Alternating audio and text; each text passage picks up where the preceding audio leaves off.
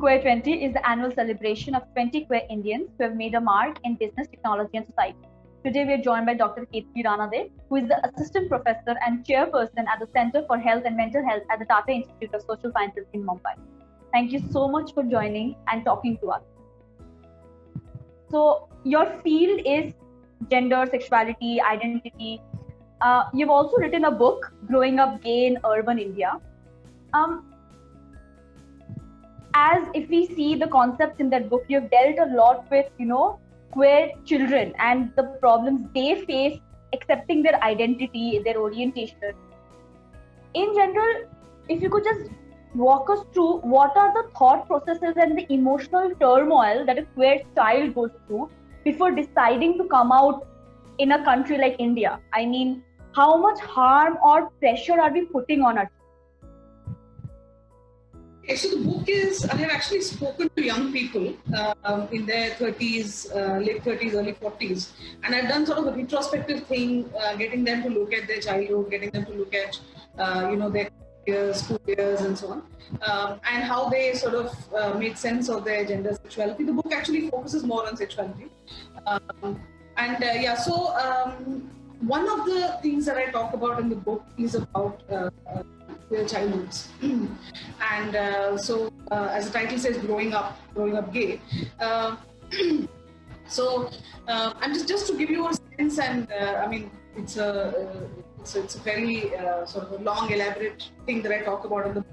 Just to give you one example of what I mean by sort of some of the issues that people are growing up, and when they know that they are different from everyone in their surroundings. Yeah, because very often most of us as queer kids are born in heterosexual cis households, right? So our parents are cis and often our siblings are cis and heterosexual, and our schoolmates and our peers and our teachers. So we are generally growing up in a world where the representation around us is cisgender heterosexual, right?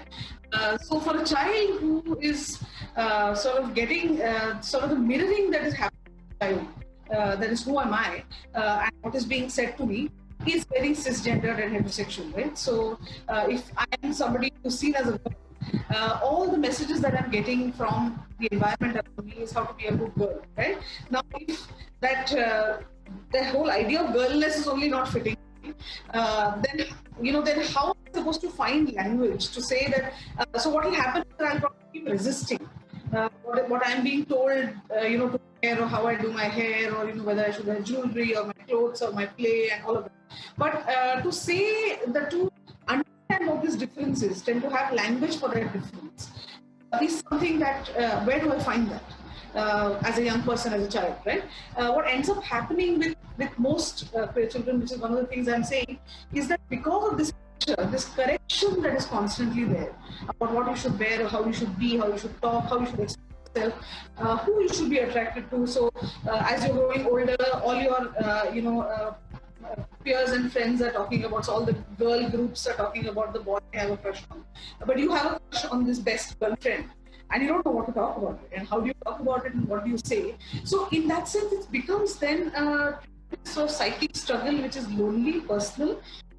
What about you? What is the kind of support system you had, like the experience you got from your support system or your peers or your, the social circle you were in? I think it's differed at different points of time, and also my degree of outness has been different at different points. Today I'm 42 years old, and things are very different today in terms of having community support. I've been part of Labia now for about 10 years.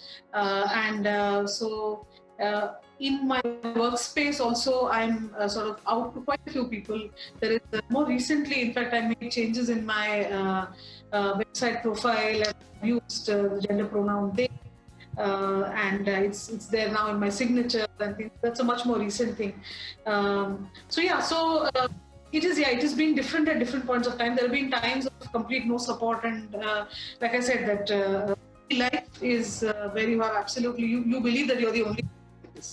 So there is intensely lonely periods of thinking that you're a freak and normal and so on, to a point where you have a very thriving sort of community. And I think community, I can't stress enough the importance of having other queer and trans people in your life.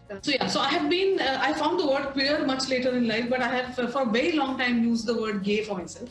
It's interesting that I never used the word lesbian, and I did not know that I was uncomfortable with the word lesbian primarily because that would mean I am a woman who's attracted to other women, and I never saw myself as a woman. Did not have a language for it, but I have always, so even when I did not have the language, I said I am a non-woman who was attracted to women. Yeah, and so therefore lesbian never worked, and gay seemed like a more something that I could use, not because I was seeing myself as a man. Yeah. So for a long time I have used gay for myself, and interestingly, when I started talking, so realizing was very, very early, maybe when I was 6 or 7 years of age. But when I started talking about it, I find it very strange that I grew up in a city like Bombay. I went to study, which is a fairly open, liberal sort of a college. But I came out strangely when I was in Bangalore and studying in a very traditional, very heteronormative medical sort of a setup, which is a mental hospital and attached teaching program with this, a training to be a psychiatric social worker.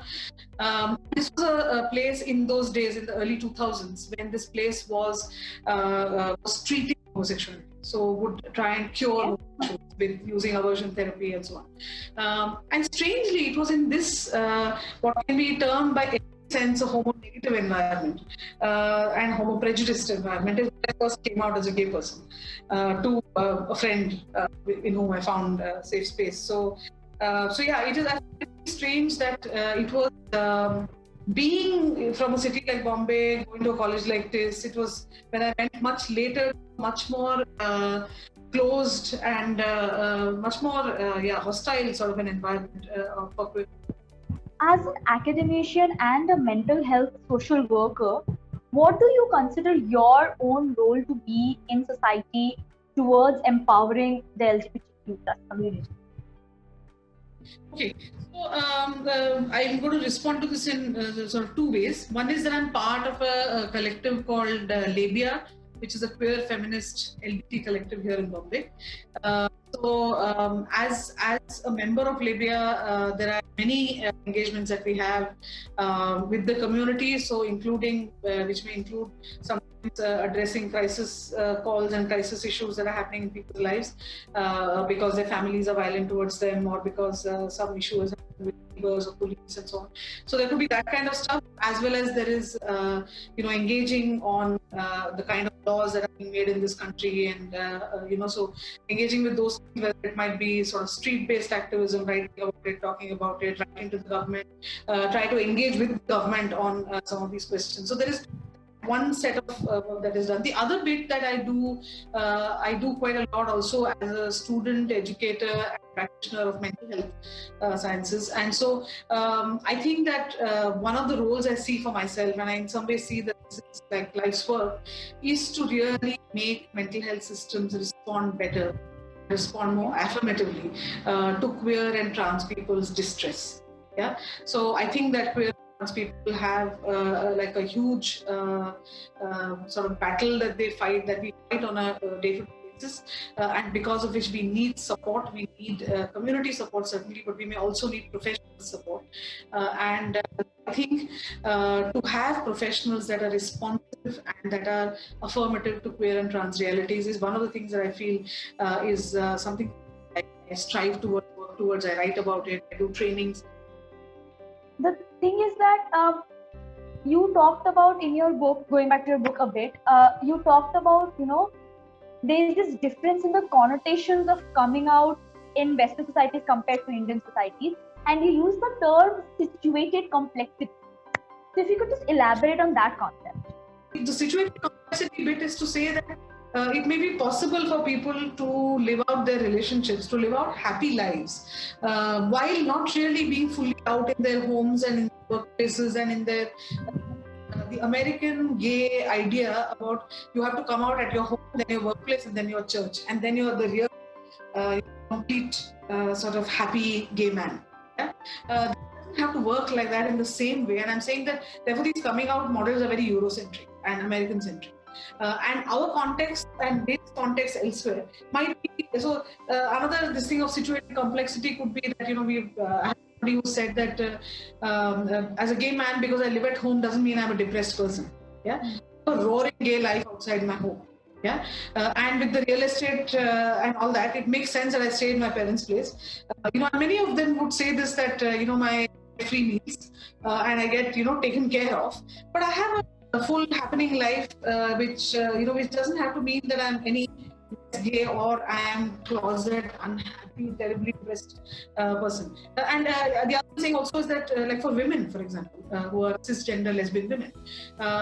Very often, coming out is also about coming out of home. So they may not come out about their sexuality. They just get out under the pretext of education or jobs or something like that and go to like the anonymity of large cities and live out their lives. And then they may talk about this a girl with whom they're sharing an apartment, which the whole family will continue to believe best friend, flatmate.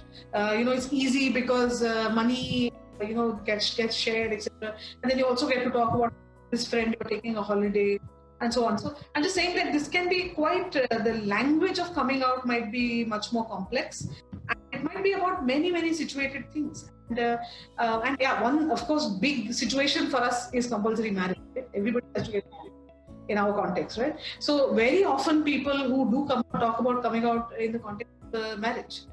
So till marriage conversations are possible to be delayed, saying कि अभी तो मैं अपना PhD कर रहा हूँ. I need to still get that government job or something like that. On the middle class people, we don't feel the need to come out. So I'm just saying that it is the point of situated complexity is to say that there are many social factors and so many interpersonal social factors that come together. It may not be about you are resolved or not resolved about your sexuality that you decide. So coming out may be dependent on many of the other complex situations in your life.